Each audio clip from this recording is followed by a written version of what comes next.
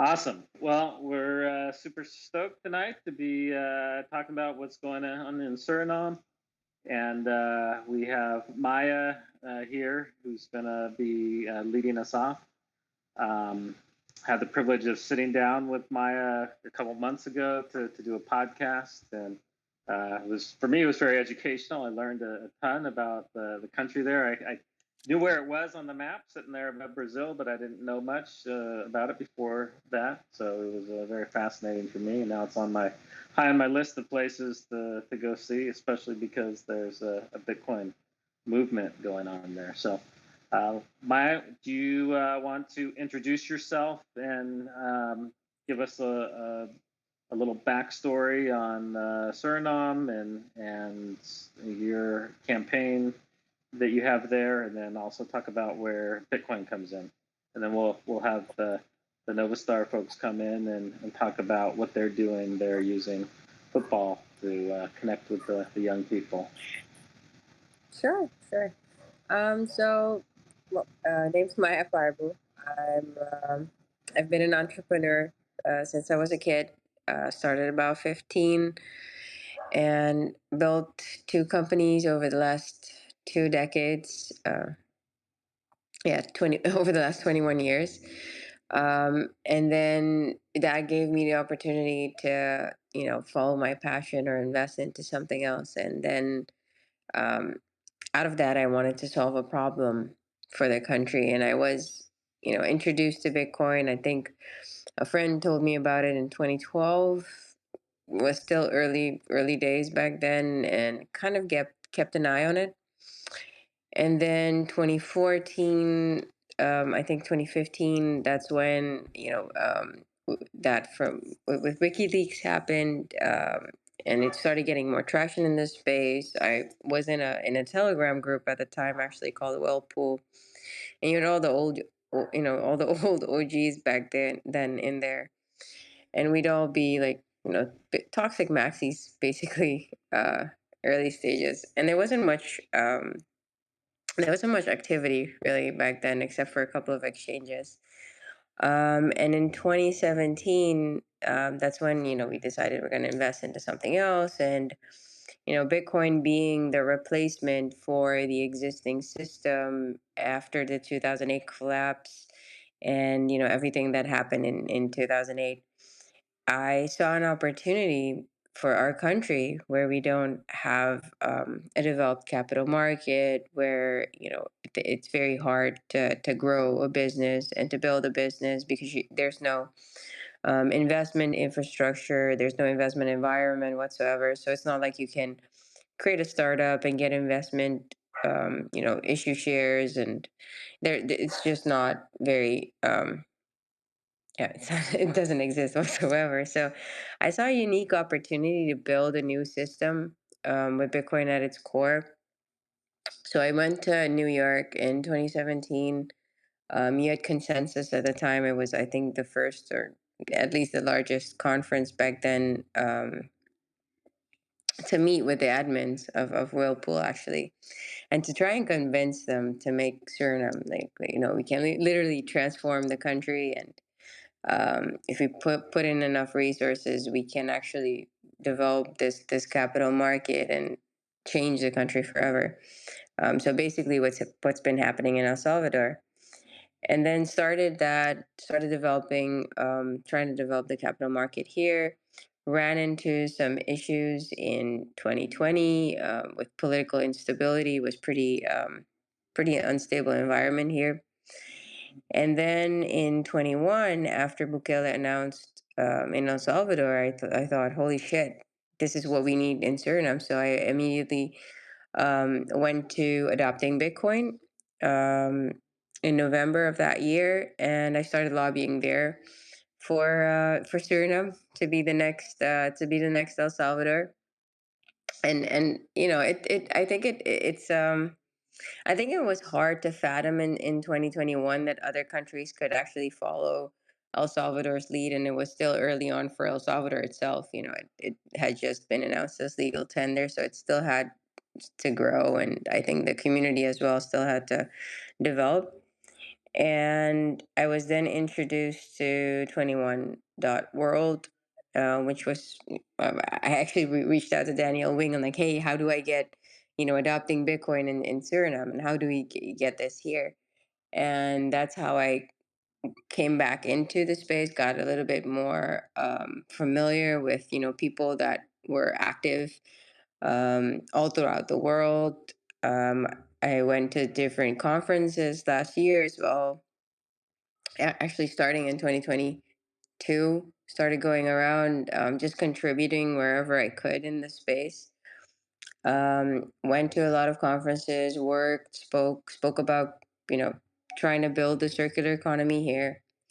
Um, I actually met K-Ball in Bitcoin Miami in last year, 2022, 2023.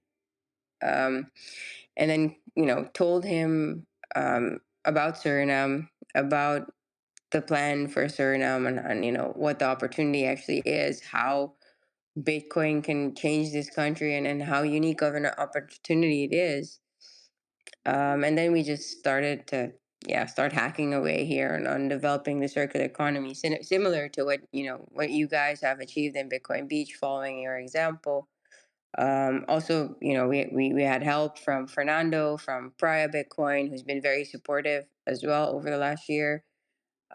We've given a lot of input into the things that we need here, and we thought that would work. Things like, the NFC cards, the POSs, the things that we think that would help increase adoption here.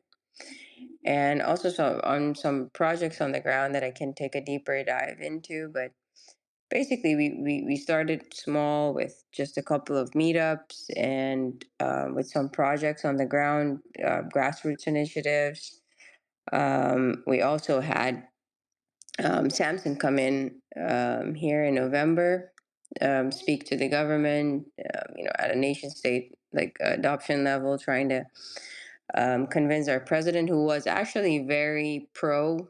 In During the meeting, we sat with him at cabinet, and he said he wanted to be a leader like Bukele, and being, a leader globally for innovation and change, and in Bitcoin as well. And that's kind of, what we took away from that conversation was actually very positive, and they were going to proactively actually work on making Bitcoin legal tender here. Yeah, but unfortunately, that got a little bit derailed because the advisor that's supposed to advise him on that has been mining Bitcoin without anyone actually knowing since 2021. And he's actually mining quite a lot, a couple of megawatts already, and he wanted to keep that um, like under the radar. So he's been stonewalling, like having it as legal tender actually, which is ironic, right? Like you're stonewalling it becoming legal tender, which will benefit the people because you're privately mining Bitcoin. But that's just corruption. This government has been very corrupt ever since our independence in 1975. Actually, it's been one corrupt government after the other. We've been classified as the 17th richest country in the world, according to our natural resources, with a GDP of over 1,000 per annum per person. But you don't notice any of that because it's just been systemic corruption after corruption by government after government, and it's gotten so much worse over time. And that was actually what convinced me to, well, actually Samson too. He started um, during our conversations here with industry leaders and CEOs of companies and institutions. He started floating the idea or pushing the idea of me running for president, because I have the skills, the knowledge, and the vision for the country. So why not? And just when all of this corruption was unveiled, it was just, in Dutch we'd say this, the water that the emmer doet overlopen, like the drupal. It was the drop that made the bucket. like overflow. So for me, it was that moment that I decided, if it's now or never for our country, like we either change the dynamic with the next election, because these are going to be the most important we've ever had. So we either change the status quo, we fight corruption, we end corruption here, or the same old politicians are going to take the lead, and it's all going to be corrupt again, because based off of our gold production and our gold royalties, for example, we shouldn't be a poor country. There's no reason why people have to suffer the way they're suffering right now, and why their income has to be as low as it is right now, and economic conditions have to be like this. But even those gold royalties were just systemic corruption. So there's not much hope for, if these same politicians continue on, when we get 2.8 billion or a couple of billions a year from the oil industry. So we have a Hey, couple of Maya, things. Maya, Yeah, sorry. can you give the audience just a little background on the geography where Suriname's located? And I mean, when we did the podcast together, I learned a ton of stuff that I didn't know. Because I just assumed that Spanish was the language that you guys spoke there. So, would love for you to give Yeah. give some history of when you guys who you guys got independence from, and where the country's located, and you can go into a little bit more about how resource rich the country is and how they've recently discovered oil there. Yeah, sure. So we've actually we're on the northern coast of South America, so right above Brazil. So we have Venezuela, Guyana, Suriname, and French Guyana. So we're right in the middle of the two Guyanas, English and French, and we're Dutch Guyana. Suriname, we used to be a former colony of the British, actually, and then the British actually traded us with the Netherlands for New York. So the Netherlands got Suriname, and the British got New York. And it was basically because of our strategic location, our natural resources, um, and it's a relatively, well, actually, like in terms of land mass, we're actually pretty big in comparison to El Salvador, for example. I think we're about 10 times the size of El Salvador, in land mass. We're 93% forested, so it's a very forest rich country. Most of it is uh, conserved rainforest. Um, Preserved rainforest, sorry. And I have a very small population, around the 600,000, most of them in the city, Paramaribo. And Paramaribo is on the northern coast, along the Suriname River.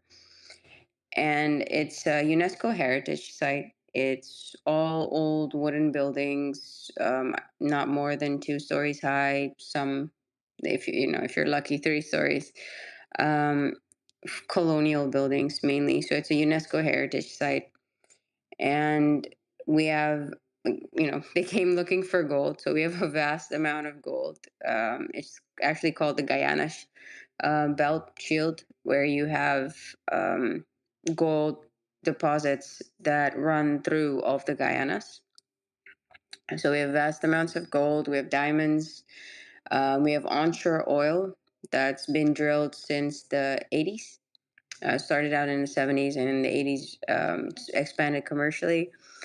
And they've been in exploration offshore for the last decade or so, similar to Guyana next door, who's already in exploitation. So they already have revenues of gold. And Exxon actually makes more than 1 billion a month, right next door. So we're anticipated to have similar growth. They've done about 48% GDP growth year over year, when the rest of the world was doing negative GDP growth. So we're estimated to have more oil, actually more oil than Qatar. So we'll be a global leader in offshore oil as well. And that actually starts, so uh, they announced their investment decision Q4 this year, so at the end of this year, and they start with the shore base and all activities next year in January. So there's going to be a lot of activity, a lot of investment coming in already from offshore. There's a lot of activity happening already, and we can kind of see by looking at Guyana next door, what the impact is on the local economy. But as I said earlier, if you have systemic corruption, like in Guyana, for example, you can see that there's a disparity, like a wealth gap. Some people are enjoying the benefits of oil, but it hasn't reached the majority of the population yet. Though things are improving, there's other ways to make sure that the population actually improves and that there's actual economic development at a pace that matches the income, right? It doesn't have to go into 5 or 10 families, their pockets. Um, to basically just yeah, they just basically take more money than generations can use for I don't know, greed, power, I guess. um yeah, that's a little bit of history about And Suriname. Dutch is the primary language there. Yeah, so primary language Dutch, secondary language English. So everywhere you go, most people will speak, everybody will speak Dutch, but most people will speak English.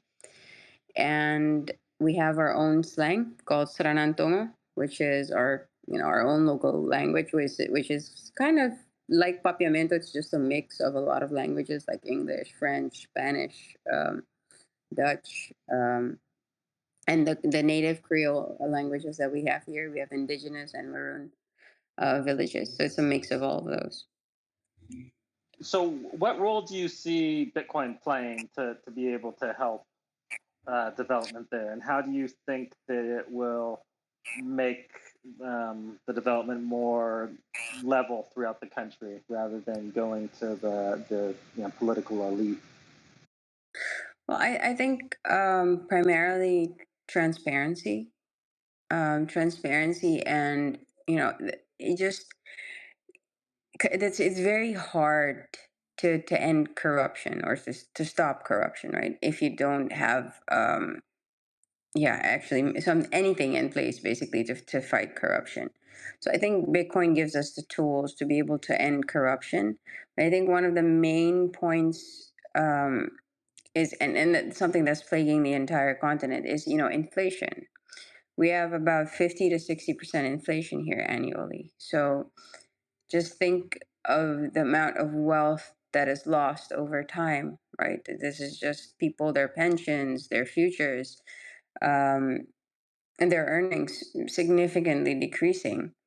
So for what we actually initially started is just focusing on grassroots circular economy. There's a lot of rural villages that are very remote and isolated from the city that actually don't, they barely have use for SRD because it costs them more to be in the city and be able to use the SRD than they earn in a month. So What is the SRD? Is that the local currency, the fiat yeah, currency? Suriname. Okay. Yes, Surinamese dollar.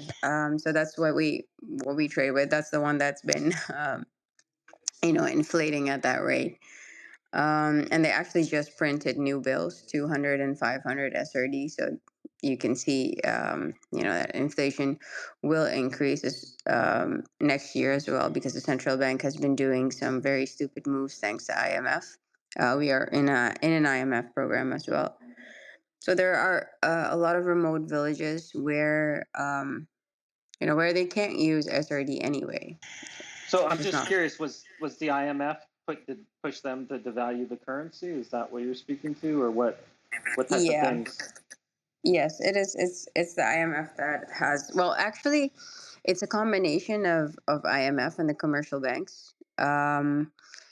The IMF said that they needed to, implement open market operations, and that they needed to sell treasuries to the commercial banks, because our central bank wasn't even functioning like a central bank. They had no compliance department, no treasury department. All they did was just funnel royalties or go foreign reserves back into the economy.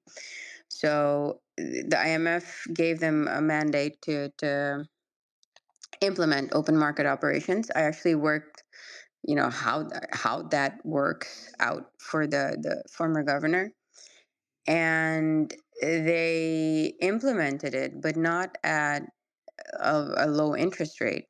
Because usually you have the reserve requirement, you have the interest rate that the central bank asks of the commercial banks, and that determines interest rates that will be asked to the public.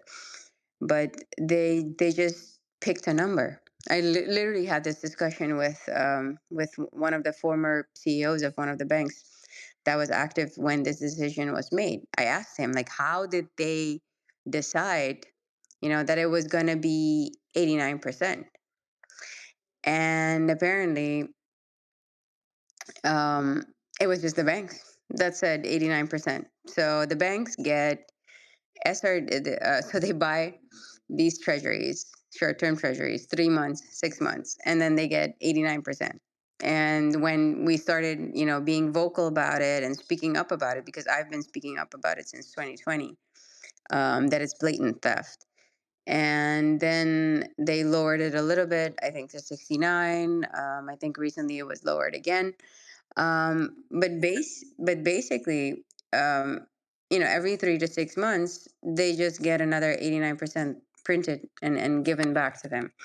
So there's another round of interest that will be paid out right after the elections. So we're expecting a lot of inflation after the elections, conveniently.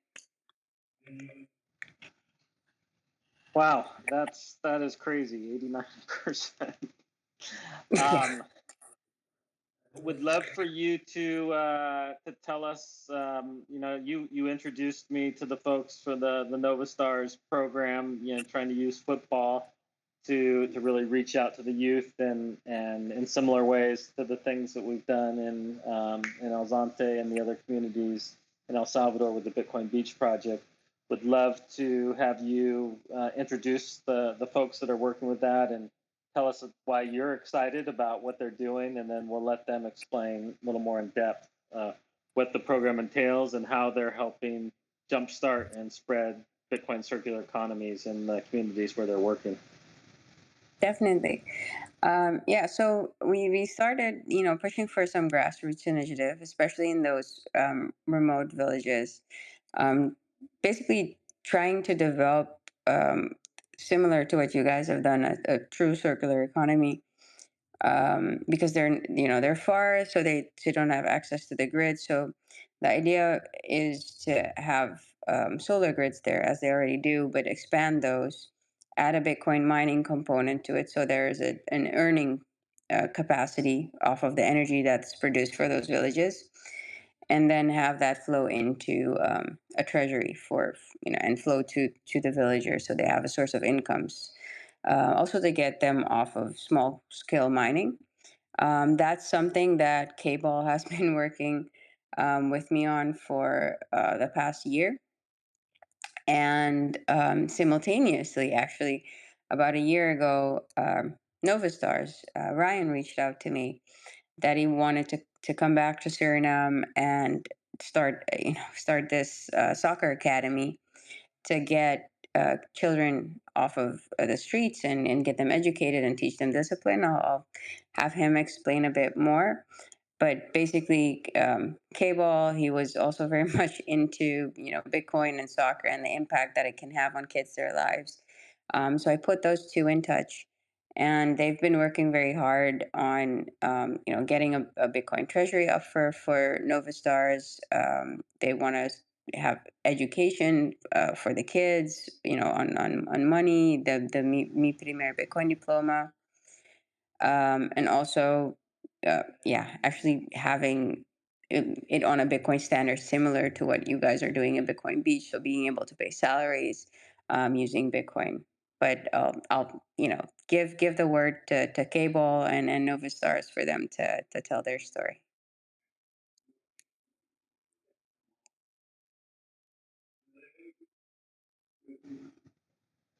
Hey guys, can you go ahead and unmute yourself? I don't know who wants to start first, but would love to get a history of the Nova Stars program and how you see the potential of Bitcoin and circular Bitcoin economies kind of helping transform these communities. Yeah, I'll start. My name's Kane, and I'll just do a little bit of a quick backstory as well. How I got to Suriname. You can probably hear from my accent. Um, I'm not from Suriname. I'm Australian, and I started chatting with Maya because she wanted to do something in with the communities in the interior of Suriname. I think it was on the Fedi app or like the Telegram Fedi group. And then there was the Bitcoin Miami conference last year, and I took some time off work to go to it. And me and Maya had a dinner, and yeah, I just kind of, I guess, just I think what a lot of people have now heard from Maya when she speaks and on the podcast, and her passion for the country and everything like that. I sat there feeling the same way, and yeah, I went back home after like a bit of a holiday, um, and then yeah, me and Maya kept in touch, and then she started introducing me to some people in Suriname, the Amazon conservation team that we've been working with or trying to help bring Bitcoin to them, these communities. So it's been a bit over a year now, but yeah, I went to Suriname in November and December for a couple of weeks stint. That was when Samson and Ben were there from Gen 3, which was, yeah, really good for me because I've only been kind of around Bitcoin for a couple of years. So that was good for me to, yeah, hear from them and everything, what they believe in and what they've seen in El Salvador, what's happening over there. And then, yeah, March, um, I went back to Australia. Then in March, I came back to Suriname and spent a little bit longer here. And then went back home in April. And then, yeah, decided to quit my fiat mining job and move to Suriname, which I've been here, yeah, just over a month now. And yeah, really been working with the Nova Stars Football Academy, um, establishing a Bitcoin treasury, a Fedi Federation with Maya as well. Also, still kind of working with the grassroots adoption here in Suriname as well, trying to get that going. So we're trying to get some teachers for the new Premier Bitcoin to start teaching the classes, and still trying to work with the Amazon conservation team, how we can introduce Bitcoin, maybe have some small Bitcoin mining happening at the villages. So there's a few things that we're still trying to work through and see if we can help. But I think Bitcoin would definitely help these people.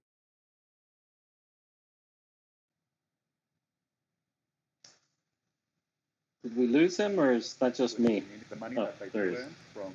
I think we Cable, lost you for there's a second. something wrong with your microphone, Cable. Can you hear me now? Now you could. Yeah. Sorry, guys.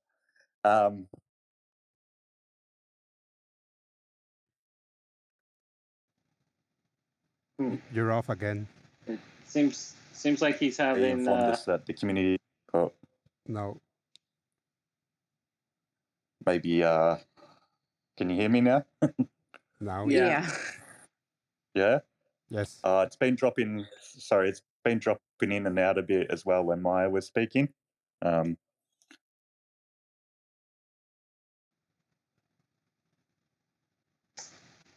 Maybe we can try to bring him back up at the end Nope. when his reception's a little bit better. Who? Yeah. K-Bell, maybe you can turn it over to, I don't know who has the Nova Stars Twitter handle, but maybe they have better reception. We can hear from them.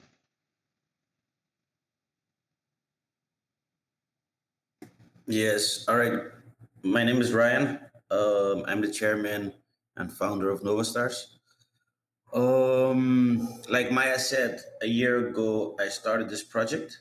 It started with one location, 50 kids, because we took another project over. And from there we got the signals that it should grow really fast. So to be sure that we didn't had 200 kids on one field, because we are training on the artificial grass fields, like the smaller fields, not the big football fields. um, we decided to move on to four extra locations. So we started with in almost a month with five locations, and then we went up to 450 participants. Um, with this project, we try to take kids away from the corner of the street. Because in Suriname, you're free from school at 1 o'clock, and after that, there's nothing to do for kids. You don't have extra activities or whatever, and not if it is there, it's on a central location and it's not in your neighborhood, so you need to travel. But parents are working till 3 4 maybe later, so there's not much time for parents to bring them or whatever. It's like a bit of terrible in logistics. So we decided to bring these trainings to them in their own neighborhood, and that changed the dynamic of football in Suriname, because now you can do something like for learning the basics or just for fun uh, around the corner instead of going somewhere. Um, our mission is to learn them more life skills that they can use not only now but also in the future to be a good citizen at first. If we find talent, we hope to find talent. Of course, everybody hopes that. We send them to our selection groups that are that are participating in the youth competition. So the highest level of the youth competition in Suriname. We participated with the under 14, under 16, and under 18 last year, and it went pretty good. We had the number two of the top scorer list in the under 14 class. And if you achieve that in your first season, you show the country that there are pearls, like there are kids with talent that aren't used. They can develop their talent and skills because they don't get the opportunities.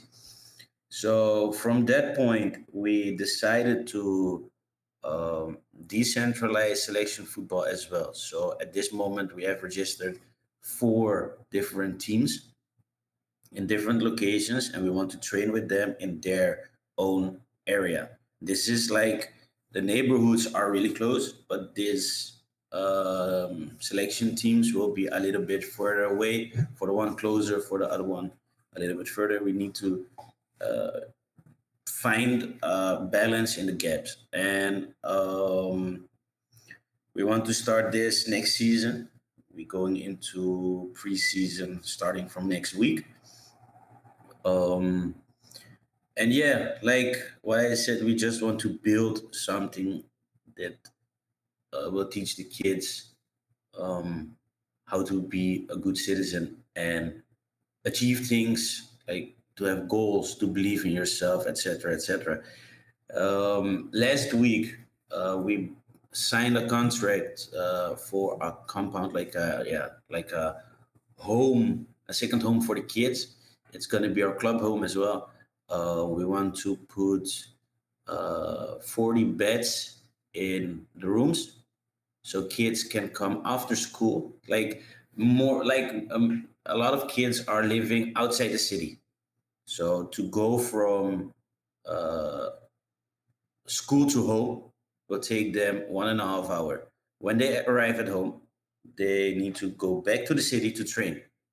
So why not staying in the city, take some rest, get help with your homework, eat something, rest a bit, and from there you can move on. Like even workshops, like educating in Bitcoin, educating in this, educating in that. We can all do it from one location. So that's why we think this is really important to add to our project. Like if you are an academy, you need to have a base where you work from. And so, where did the idea to include Bitcoin in this come in, and how is that being utilized right now? And what's the longer term plan to integrate Bitcoin into these community programs?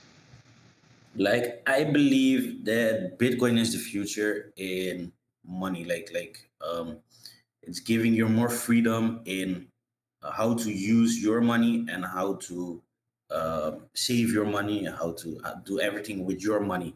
If it is on a bank, like the bank can is using your money for their benefits and your money is there, so it's like a different way of living, and yeah, systematically it's weird that banks can do this with your money. um at first we want to teach them what is money, how can you use money, and then we will teach them what Bitcoin is and how to use Bitcoin. Because the basics, like in Suriname, there's a problem in money that when they get their salary monthly, it will be finished in 2 weeks, and then they don't have money for 2 weeks. So they just spend it and live with it, and that's it. But that's not how you want to live your life, right? You want to save, you want to have money to invest or whatever, and that's what we want to try to learn them with explaining what money is, how you can use money, etc., etc. So um, with Bitcoin, we can open a new world, an innovative new world to them. Um, how they can use money in their own way, like more. Yeah, I hope you understand and follow me, but it's more in that kind of way that we want to introduce it. And it's the idea to have the coaches paid in Bitcoin, and Yeah, kind of yeah. that's yeah, So being we driven accept. from the top. Yeah. So in my first newsletter, we are running this project already a year, and I did everything myself at first, and now I have help from uh yeah, like Kane is helping and some more people are helping, so that's good. And then I had time to do other stuff like sending a newsletter, creating one and sending it. In the first newsletter we announced Bitcoin, so we want to implement that to everyone. Trainers will be paid full in Bitcoin. Players will get we will create a reward system for players, like if they have a percentage of being on trainings, like um, just for being there, a percentage of the season, they will get a bonus. If they win a match, they will have a bonus. If they show up, they have a bonus. If they score, they have a bonus. If they give an assist, they have a bonus. Clean sheet, they have a bonus. Just in everything to support them to and motivate them to do something and achieve something. Like even if they go to the next grade at school, they will get a bonus. So that's more for the kids. Um, so that's why we try to motivate them and stimulate them to achieve goals, and then they can understand what it is to work for something and get rewarded for it, because that is what life is, right? You do something and you achieve something. When you achieve something, you get something. So in return for yourself, it's in your benefit. So that kind of things we try to yeah, implement in the project. It is a long way uh, because we keep trying and we are doing a lot, and it takes some time to implement it correctly. Um, but we're doing it, and I hope this will change the country, because we also have a conversation going with the Roman Catholic Wisdom. They have 70 schools with an average of 21,000 kids in Suriname, and they want to implement our sport program into their schools. So that means that we can have a program that runs for 21,000 kids plus the kids we have.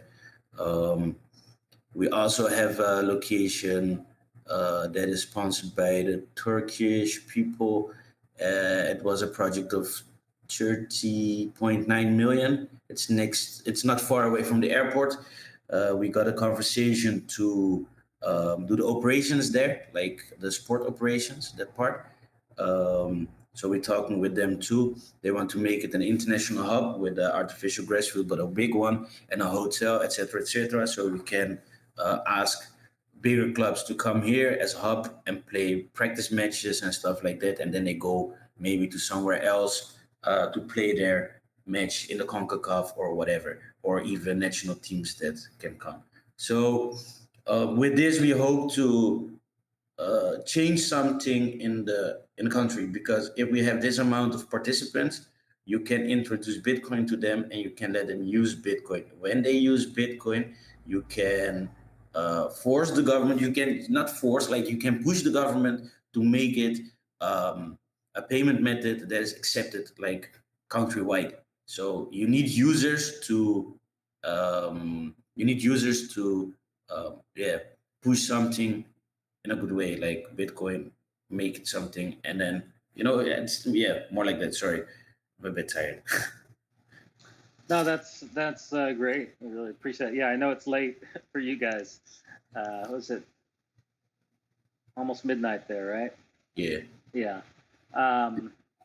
So we won't keep you guys too much longer, but I do want to kind of open it up for questions. I'm going to ask Paco if he can kind of handle that, and if people have questions, just make sure that they're specifically about Bitcoin and what's happening in Suriname. Sometimes these spaces people come on and want to talk about other things. Let's be respectful of the guests that are here. This is specifically about what's going on there and how we can help them.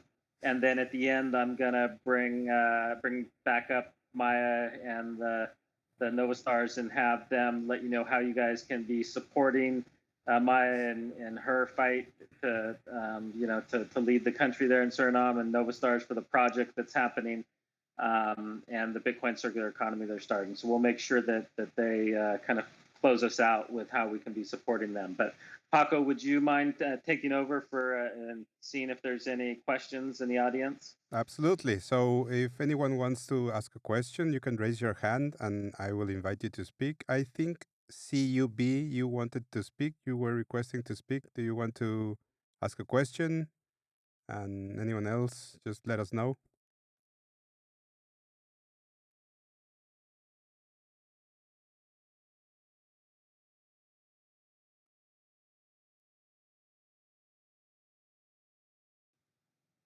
So it doesn't look like.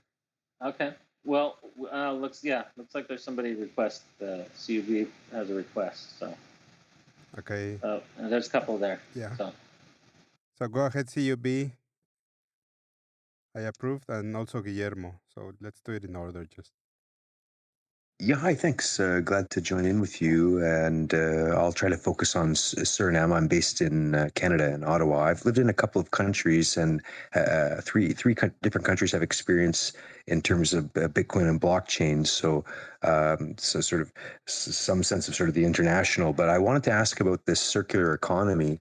I didn't catch the earlier conversation, but I think that's definitely the goal, to get the circulation, to get people using it. It's peer-to-peer electronic cash.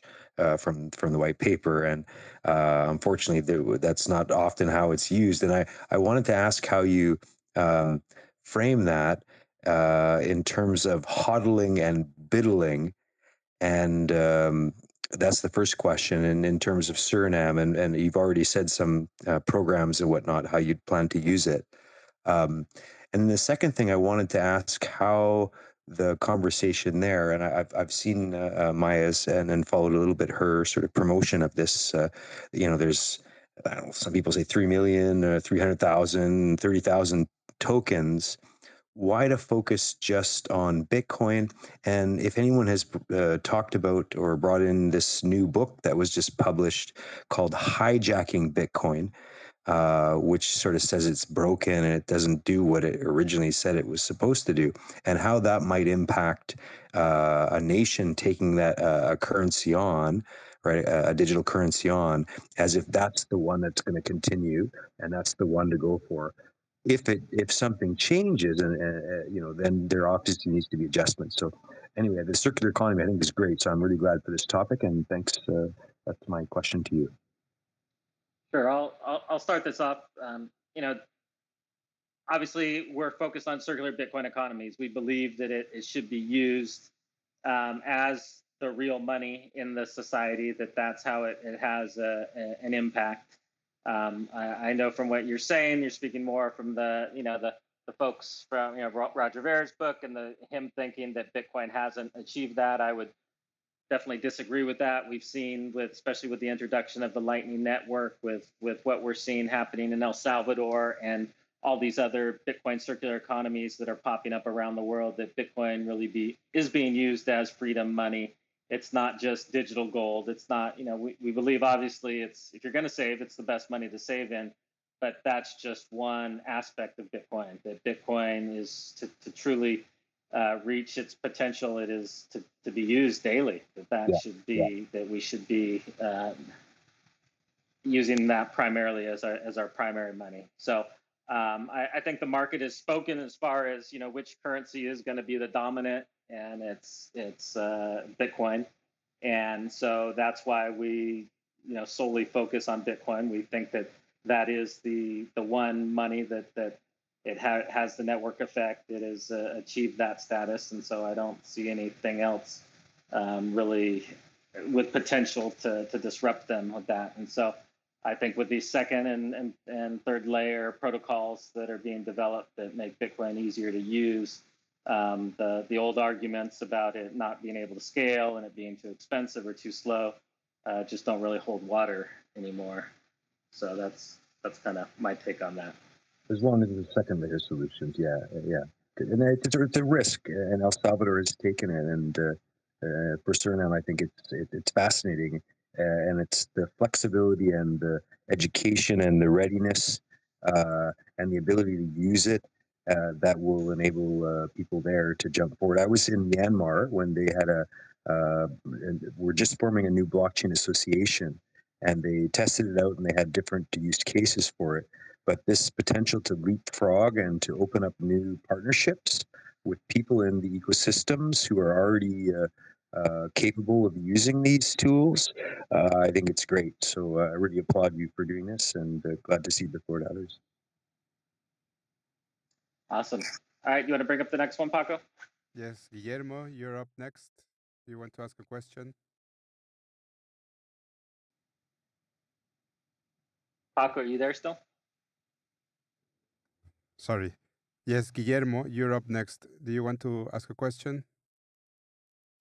Yes, thank you very much, Paco. Appreciate it. I just want to ask, what's the best way that we can support the current ongoing efforts in Suriname for Bitcoin adoption, and how can basically, like, is there a donation site? Is there something we can do to support and promote this for, or to get it in the lines of actually being adopted more widely there? I had the opportunity to visit a few times, and honestly, I think so far Suriname has been lagging in Bitcoin adoption compared to other countries in the region. So I'm excited to see how this plays out. Yeah, I'd say, follow Bitcoin Suriname. Check out the website, the Geyser campaign. Send some stats, or if you know anyone or know sponsors, introduce some sponsors. I think funding is our main hurdle here. We have our conference coming up in November 7 to 9.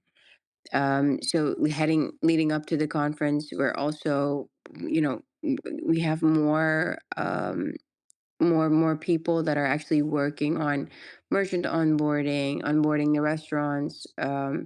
Our current meetup restaurant is already actually using Bitcoin as a payment method, so you have people already coming in and paying with Bitcoin there. So it is increasing over time, but especially leading up to the conference and the events that we'll have around the conference, we'll have Bitcoin as the only payment method. And we are also introducing the Bitcoinized POS systems, which have recently been updated, and adding NFC cards, so that will make it easier to use here for people. And we'll be implementing that at events. So leading up to the conference, we'll be, testing it out at other events here at the clubs. We have a couple of events lined up where we've collaborated with event organizers, where we'll be using these POSs and the NFC cards.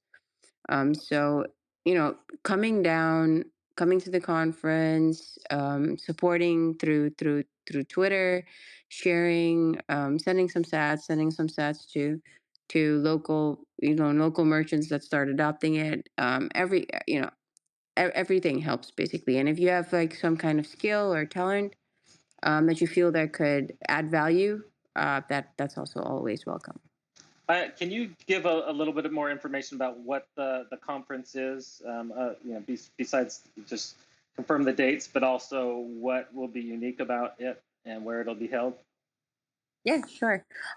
So just taking away from our experiences as at other conferences, most of them are in countries where people already have a very good and decent understanding of Bitcoin.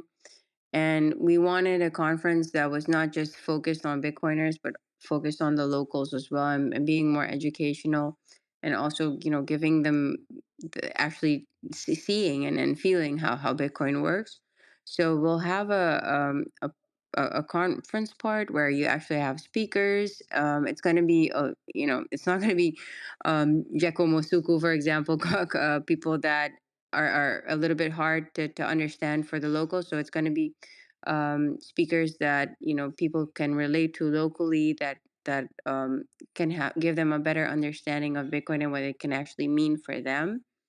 And then we have a day of Noster, actually, because we believe Noster is like a very easy way to introduce people to Bitcoin and be able to use Bitcoin. And it's a very open community as well, very loving community. So we have a Noster day where we'll be speaking about Noster and introducing that. And then we have a festival on the third day where we, expect anywhere between a couple of thousand to maybe 10,000 people, depending on how well we prepare actually for the next couple of months. And that'll be, ticketing will happen over Bitcoin. Payments at all the vendors there will be happening in Bitcoin. So that will be a nice opportunity to orange pill and purple pill people. And it's going to be very interactive. So we have a tour operator that we're working with called Orange Travel. So there will be tours of the country that you can attend, where you can go into the interior, and we'll have some side events happening in the city, and workshops as well. So workshops for the POSs, workshops for practical things such as running a node, so that people can actually locals can learn a lot. So it's really primarily focused on more, doing more and showing more for the locals. And we hope to attract somewhere between 300 to, if we're lucky, 500 Bitcoiners from the region and internationally attending the conference as well. So all of that will support. And will this be in Dutch or English or both? Well, primarily in English. Yeah. Okay, so for people coming that are English speaking, they'll have no issues coming and participating. No, that'll be completely fine. Okay. Well, I think we're getting close to the hour, so I want to make sure that you guys can finish up with just confirming how people can support. If there's any Bitcoin related businesses, or even if you're just business owner that wants to sponsor and you're not necessarily Bitcoin related, I'm sure they're looking for sponsors both for the conference, and then I know Novastars has they actually sent me their deck a couple weeks ago, and they have a very strategic plan of how they're going to continue to roll things out and have a huge social impact on communities through using Bitcoin in sports. And so I know they're also looking for both individuals and corporate sponsors. So if you guys could close us out by just letting people know how they can contact you and get a hold of you if they're interested in participating? Yeah, definitely. We have the Bitcoin Saranang X profile. We also have a Telegram group where you could reach out if you want to help or sponsor. The SR decentralized is specifically for the conference. So if you can help, sponsorship for the conference is welcome. Help at the conference is also welcome. Nova Stars has a Geyser Fund and also an X profile. So I'd say visit that. And they have, a little bit of money monthly goes a very long way here in terms of being able to actually get things running on the ground. So every little bit helps. And Novastar, do you is the deck something that you sent me? Is that something that you guys are making public available, or if there's people that are specifically interested in sponsoring, what is the best way for them to contact you?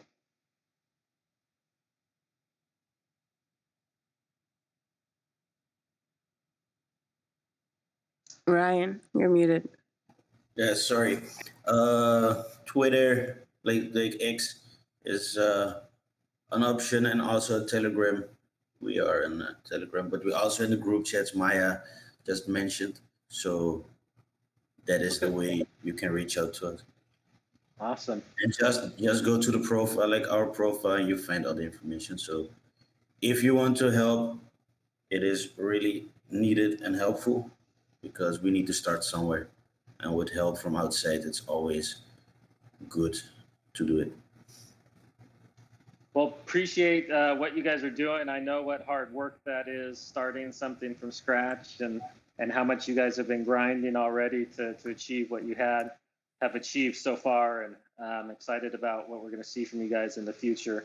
So make sure that you guys are following the speakers on Twitter. Make sure while this, just kind of click on their profile and follow them, and then just be looking for ways that you can help and pitch in. This is something that is not top down. This is decentralized like Bitcoin, and it really is reliant on people kind of from all over pitching in and helping these efforts. So super excited about what's happening there. And yeah, thank you guys for joining us. Bitcoin Beach, could I just jump in here just with a suggestion for Nova Stars as well as you finish off here? Sure. Yeah, there actually is a platform, and I'm trying to think of the name, but I can connect you with it if we follow each other. Just as an ex-athlete, I wanted to make a recommendation in terms of how Bitcoin should be properly incentivized for athletes. Because I've looked at some of these protocols. There's actually was an attempt here in Canada to do one particularly for athletes with blockchain and Bitcoin as well. But what I'd suggest is, knowing myself, like what I was motivated by, I don't think athletes think, hey, if I get another assist, I'll get paid more. Or, hey, if I score, I'll get paid more. However, the existing system, for example, here in Canada in the universities, you might get the athlete of the week, right? And the men and the women would both get them, and you might get recognition that way. A prize for doing something might be an alternative option to consider in what you're designing there in terms of athlete incentives, rather than it being for every breath, every step, every did you wake up on time. It may be just psychologically a bit anyway, I think you're figuring it out, and it's very interesting what you're doing. Just as an ex-athlete, it's we're motivated for different things, but how to get this circular economy, I think it's fascinating. So thanks again. I'm really glad to just join here at the end. I just thought thanks for the time to add that in there. Awesome. All right, guys. Well, I appreciate your time. I appreciate you guys staying up late there in Suriname. And yeah, hopefully let's get some donations flowing your guys' way and get people down there for the conference. So good night, everyone. Thank you for having us, Mike. Good night. Goodbye. Bye. Goodbye.